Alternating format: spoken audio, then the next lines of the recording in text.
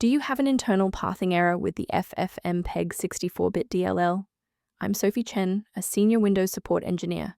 I'll guide you through the diagnostic to restore system stability.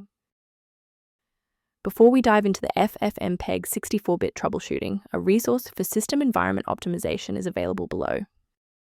This DLL file is the 64-bit version of the Ffmpeg multimedia framework.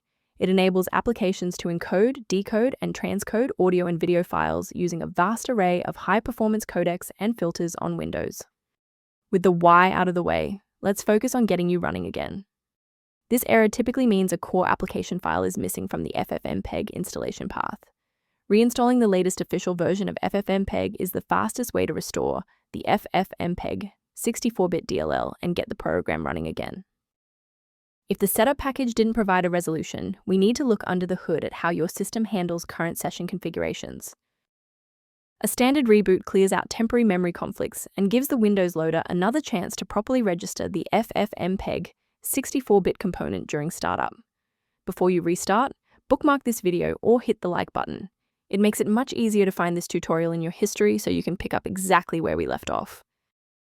A quick professional note on security. Sourcing components correctly is just as important as the fix itself. Remember that the Ffmpeg64-bit DLL is part of a complex ecosystem. Changing it manually without updating its dependencies can lead to permanent errors.